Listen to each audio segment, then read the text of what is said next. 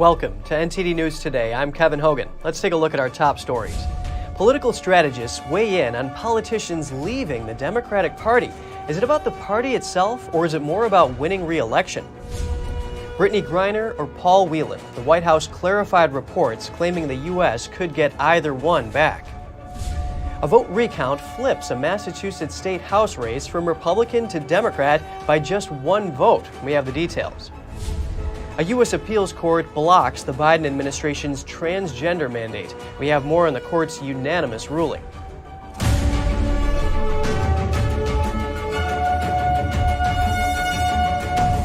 Senator Kyrsten Sinema isn't the only politician to leave the Democratic Party recently. NTD's Jessica Beatty has more on what politicians and strategists are saying about the recent Democrat departures.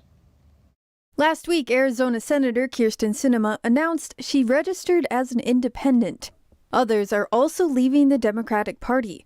Last week, New York City Councilman Ari Kagan said he was switching to Republican because the New York Democratic Party was moving left so fast he couldn't keep up.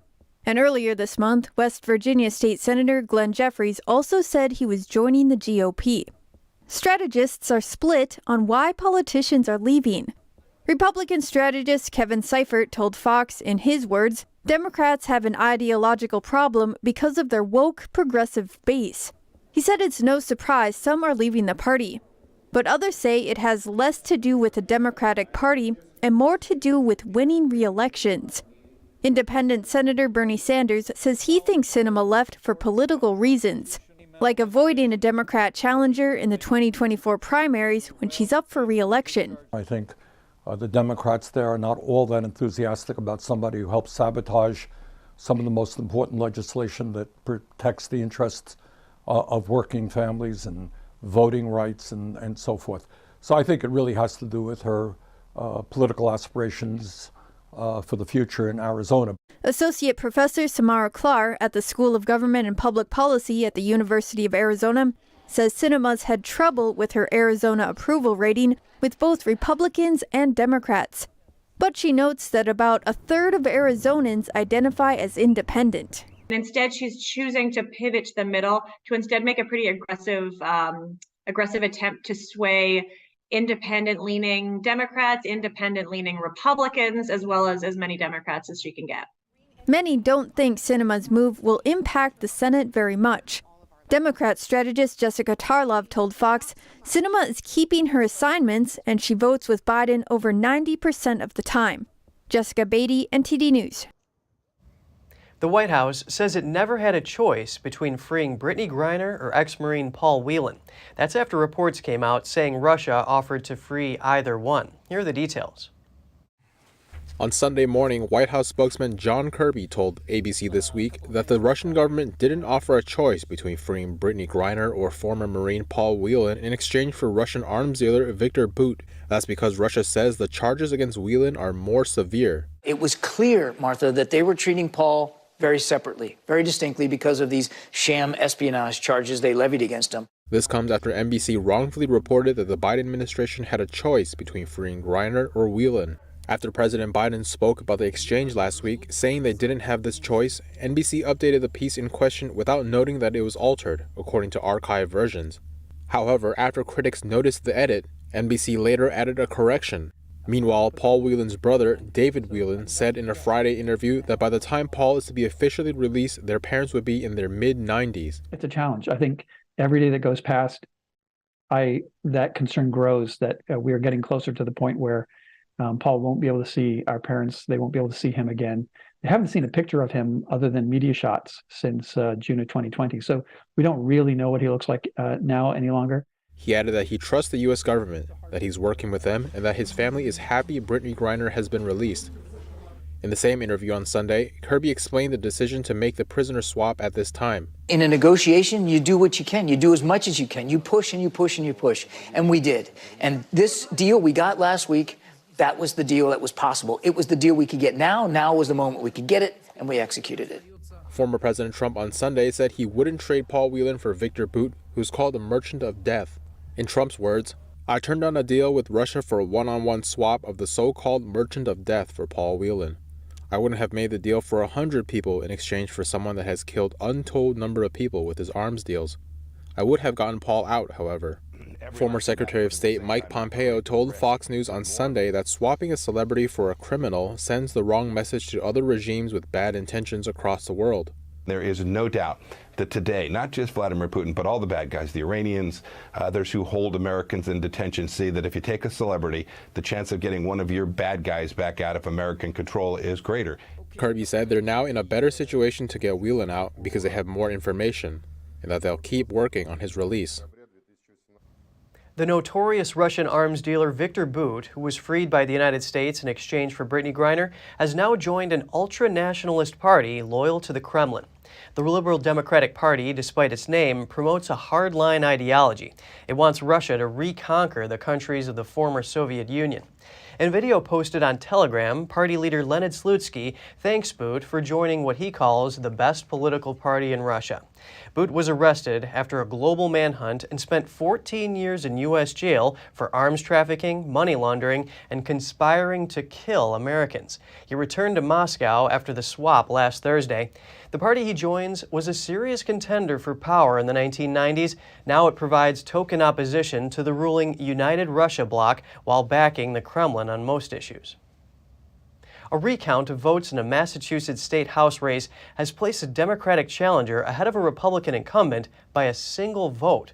Democrat Kristen Krasner is a first-time candidate. She now leads her Republican opponent Lenny Mira in the race for a newly redrawn district. Prior to the recount, five-term Republican Mira led Krasner by 10 votes. That margin is within the legal threshold that allows for a recount. After Thursday's recount, the results flipped to put Krasner up by exactly one vote. Mira told the Boston Globe that he plans to challenge the results. He said that some ballots were filled out in pencil and others filled out with different colored ink, and that some had stray marks. He also said some ballots had both a name written in and an oval filled out. Krasner told the Boston Globe that she believes the voting process unfolded like it should. The results are yet to be certified by Governor Charlie Baker and a council for review. A federal appeals court has permanently blocked the Biden administration's transgender mandate. It would have forced doctors to perform gender transition procedures and made insurers pay for them, even if they objected on grounds of medical judgment or conscience. The court based its decision on constitutional protections of religious freedom. NTD's Jeremy Sandberg tells us more about the court's ruling. The U.S. Court of Appeals for the Eighth Circuit blocked the controversial transgender mandate in a unanimous ruling. It interpreted the Affordable Care Act in a way that required doctors to perform gender transition procedures on any patient, including children, even if the doctor was convinced the procedure could harm the patient. The mandate also required the majority of private insurance companies and many employers to cover the costs of gender transition therapy or face penalties. The U.S. Department of Health and Human Services' own panel of medical experts acknowledged that gender transition procedures can be harmful and in many cases not medically justified. They determined that Medicare and Medicaid shouldn't be forced to cover such procedures. Research has shown significant risks for children, including loss of bone density, heart disease, and cancer. Religious organizations and states sued to block the mandate. Some felt it would force doctors to violate their Hippocratic oath to do no harm. A federal district court blocked the mandate from taking effect. The Biden administration then appealed the case. The Eighth Circuit Appeals Court concluded in its ruling that the lower court correctly held that intrusion upon the plaintiff's exercise of religion justified a permanent injunction. The Biden administration has 90 days to appeal the decision to the U.S. Supreme Court, or 45 days to ask the Eighth Circuit Court to rehear the case. The White House did not immediately react to the ruling. Jeremy Sandberg, NTD News. The Twitter files reveal that a Stanford University professor was blacklisted for arguing that the COVID-19 lockdowns would harm children. His posts were therefore unable to trend on the platform. In light of this, we hear from a nonprofit suing the Biden administration. They allege a censorship scheme between big tech and the federal government.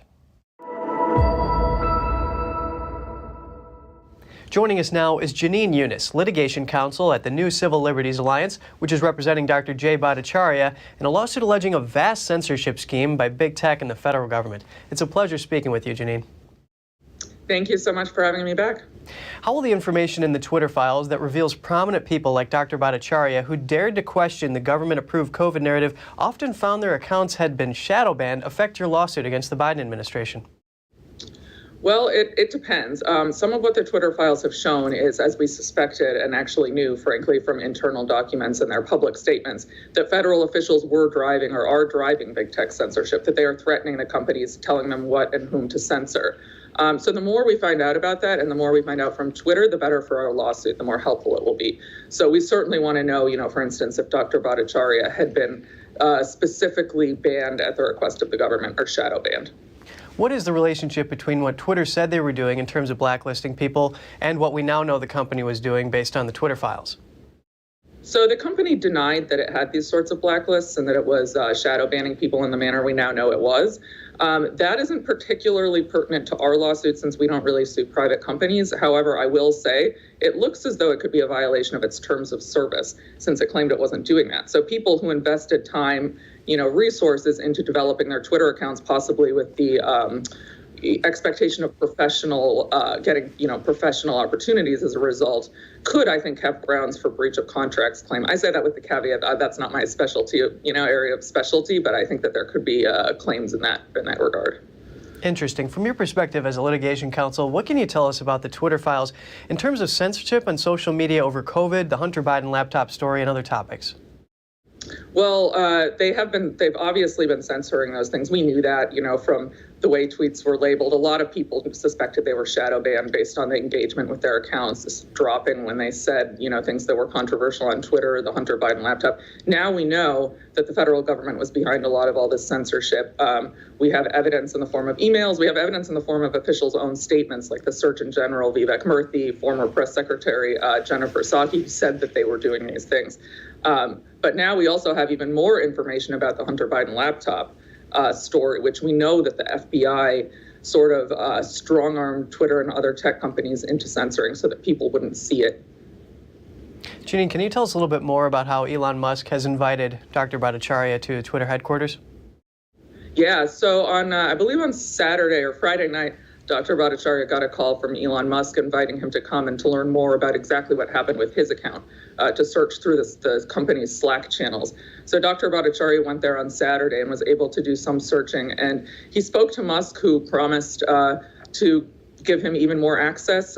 He said he wants to help and he wants to get to the bottom of the government's involvement in this tech censorship, and said that, even if it's not great for Twitter as a company, we need to know the truth. This is, a serious First Amendment concern, as probably most people know, because the government cannot be involved in censoring people based on their viewpoints. Well, thank you so much for giving this update to us. Jenin Younes, litigation counsel at the New Civil Liberties Alliance. Pleasure speaking with you. Thank you so much. The Supreme Court has agreed to take up the case of a cryptocurrency exchange called Coinbase. The exchange is facing multiple lawsuits and wants them to be transferred to arbitration panels rather than decided in court. Coinbase operates one of the largest cryptocurrency exchanges in the United States. Users can buy, sell, and transact in various digital currencies on the platform. In this case, aggrieved Coinbase users sued the company in court, and Coinbase is attempting to relocate the litigation to arbitration. Companies often prefer arbitration because the process is quicker and less expensive. But some consumer activists prefer the courts. They say the judicial system gives consumers more options and is less likely to side with the companies. Coinbase says its user agreement includes a provision that cases will go to arbitration, not court. A district judge found that to be a violation of contract law. The Supreme Court is expected to hear the case next year.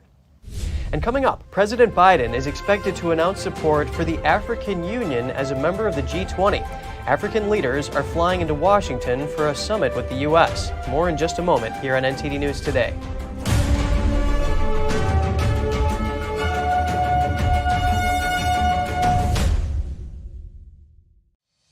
We're entering an unprecedented period of economic turmoil. The economy is unstable, our government is in shambles, and the global war on energy has created a domestic crisis. Americans need a way to protect their financial future. One way to ensure your wealth in retirement is by purchasing physical gold and silver. We can help. You can roll any part of your retirement account into a gold or silver IRA. Better yet, you can open a gold or silver IRA in 5 minutes or less using our online application. Preserving your family's financial legacy is a choice that's always available to you. And when you're ready, we're here to help. Call us and speak to one of our IRA professionals. Let's build your financial legacy together. GSI Exchange, wealth for generations to come.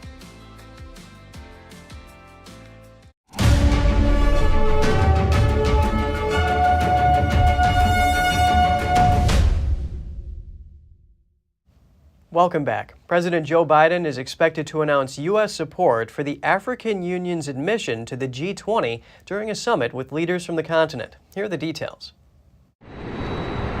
African delegations have been touching down at an airbase outside Washington, D.C. ahead of this week's U.S.-Africa Leaders Summit. During the event, President Joe Biden is expected to announce support for the African Union's admission to the G20 as a permanent member. That move comes after requests from Senegal's President Macky Sall, who chairs the 55-member body, as well as South African President Cyril Ramaphosa. The Biden administration has been criticized by some as inattentive to Africa. That's a common complaint about U.S. foreign policy, but one that rings louder as China deepens its political and economic involvement on the continent. African countries have received huge sums from Beijing over the past decade, lending that the U.S. characterizes as predatory. In November, U.S. Secretary of State Antony Blinken said Washington would have to do things differently to help Africa with its infrastructure needs. It was time, he said, to stop treating the continent as a subject of geopolitics, rather than a major player on its own. The United States says it strongly rejects the World Trade Organization's ruling against Trump-era steel and aluminum tariffs. The Biden administration plans to keep the measures in place to preserve national security. The WTO ruled that the steel and aluminum tariffs from 2018 violated the global trading rules. They recommended that the United States bring them into conformity. The panel, they weren't supposed to persuaded that the U.S. could justify the tariffs as part of an emergency in international relations. The cases were brought by China, Norway, Switzerland, and Turkey. A U.S. official strongly rejected the, quote, flawed interpretation and conclusions of the panel and said the U.S. has no plans to remove the tariffs. Former President Trump imposed 25% tariffs on steel imports and 10% on aluminum in 2018, using a 1962 act that allows the president to restrict imports if they pose a threat to national security. The U.S. Steel Manufacturers Association supported the government's refusal to accept the WTO ruling. They said the trade organization is ineffective in dealing with global excess steel capacity and market-distorting behavior. As the world marked International Human Rights Day on Saturday, hundreds rallied in the German city of Nuremberg, calling for an end to ongoing human rights abuses in China. The city is known as the hub of human rights, where the famous Nuremberg trials were held. Here's the story. Past and present converged in the heart of Nuremberg. Here, human rights defenders raised their voices against the decades-long persecution of Falun Gong. The meditation practice, also known as Falun Dafa, has been brutally suppressed by the Chinese communist regime. Countless people have been beaten, imprisoned, and even tortured to death only for their belief. We have the freedom of faith, which is for all people. China has also signed the Charter of Human Rights. Faith offers us so much satisfaction and happiness. I think it's very important for people to be able to exercise this right freely, especially in China. Dressed in blue uniforms, Falun Gong practitioners formed a marching band. Their music conveyed holiday wishes and the principles they hold fast to: truthfulness, compassion, and forbearance. Many of them were direct victims of the CCP's campaign of persecution. One of them recalled how the police forced her to renounce her faith using dehumanizing tactics. For 13 days, I was forced to remain standing and not allowed to sleep. Because of my resistance, they force-fed me. They inserted a tube into my nose. I didn't cooperate. Then they inserted the tube into my lungs. This caused me to cough and spit up blood for over a month. Zhao says she has twice sued Jiang Zemin. The former party leader initiated the nationwide persecution of Falun Gong in 1999. He recently died of leukemia and multiple organ failure. Other faith groups in China are under similar pressure. Helga Maul cited an example pointing to the Tibetan flag on her hat. If you show that, and we show that at our protest and at our vigil, if you show that in Tibet, it's considered a political offense, and you go to work camp or to prison for at least 10 years just for this. Their stories evoke the history of Nuremberg, once a center for Nazi propaganda. However, between 1945 and 1946, Nazi leaders stood trial for their crimes in the courtroom of Nuremberg's Palace of Justice. The Nuremberg trials established international criminal law, making all people, even heads of state, accountable for crimes against humanity. In the city's Human Rights Street, the UN Declaration of Human Rights is inscribed in dozens of languages. This is something we as a nation have worked on, and I think maybe this is an example for other countries too, to follow this way. Nobody is sure not to make any mistakes in history, big mistakes even, and I do not hope that something like that will be repeated now in China or in Russia. And the city's message to those who are still involved in human rights violations. My appeal to the Chinese Communist Party is to please let Falun Gong practitioners have the peace to uphold their faith. The country will also benefit from this. If you really are trying to press down minor groups, you should think about your own way of thinking. I address those who are involved in the persecutions. Whether it's against Falun Gong or the Uyghurs, they should stop doing that because they will be held accountable for their deeds. The rally ended with a peaceful candlelight vigil appealing for justice in the historic city. NTD News, Nuremberg, Germany. On the eve of Human Rights Day, the U.S. State Department announced new sanctions against Chinese Communist Party officials. One is the former deputy director of the Chongqing Regional Prison in southwestern China. He was designated a serious human rights violator for his role in persecuting Falun Gong. Two more Chinese officials were sanctioned for serious human rights abuse in Tibet. And still to come, a Los Angeles pizzeria hopes to reinvent the classic for Hollywood's health-conscious residents. The pizzas here are low-calorie and rollable. That and more when we return with NTD News.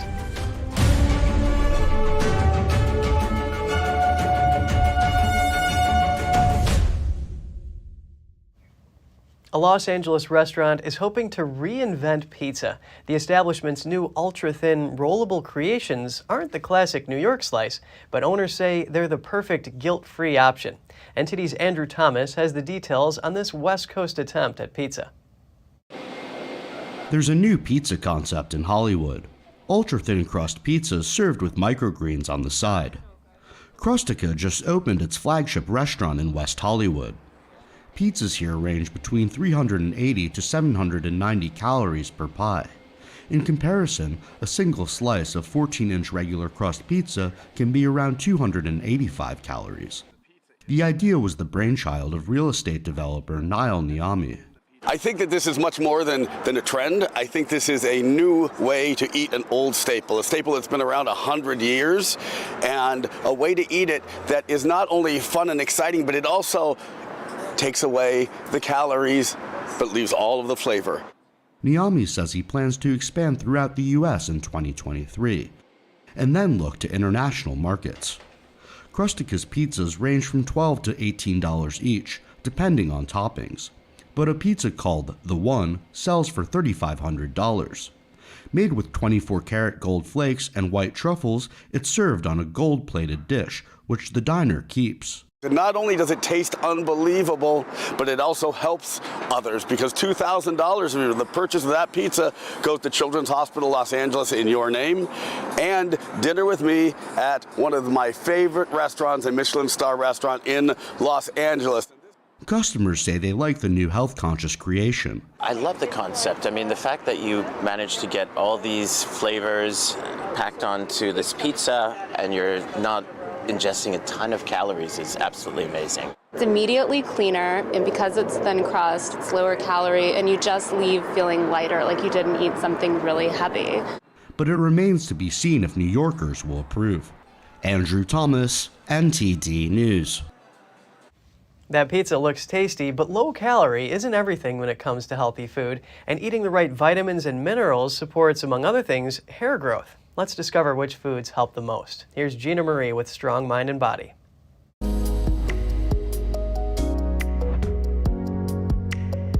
A bald or unhealthy head of hair may seem like your worst nightmare, but you may be able to keep the dream alive with the right nutrients.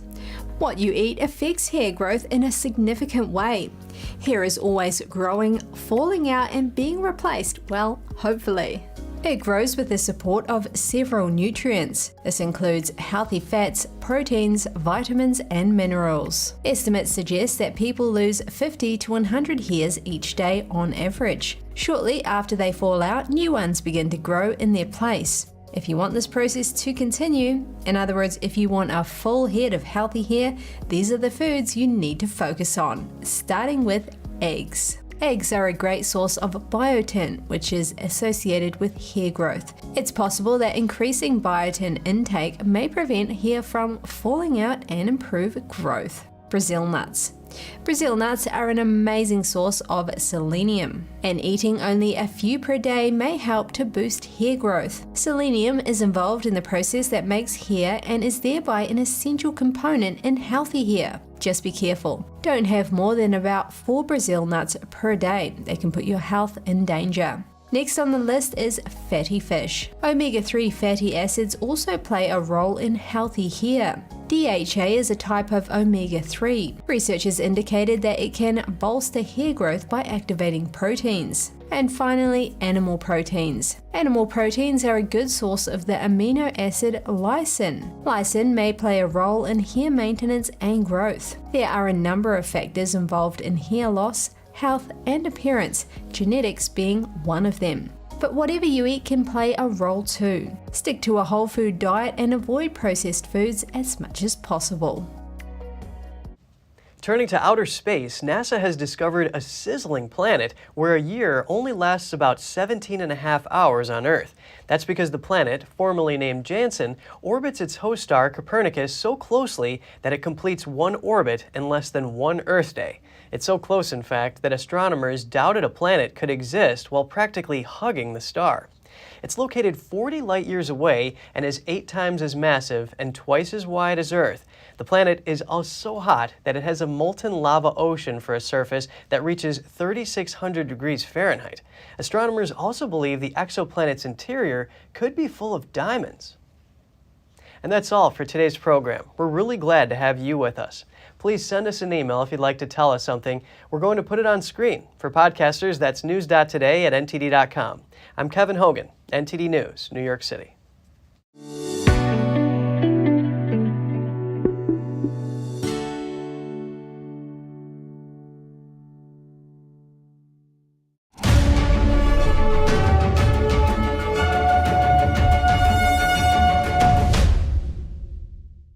Thanks for watching us on YouTube. Did you know YouTube only keeps selective videos on its platform? So if you want to make sure you get the full picture, just subscribe to our newsletter. Go to newsletter.ntd.com and sign up. It's free.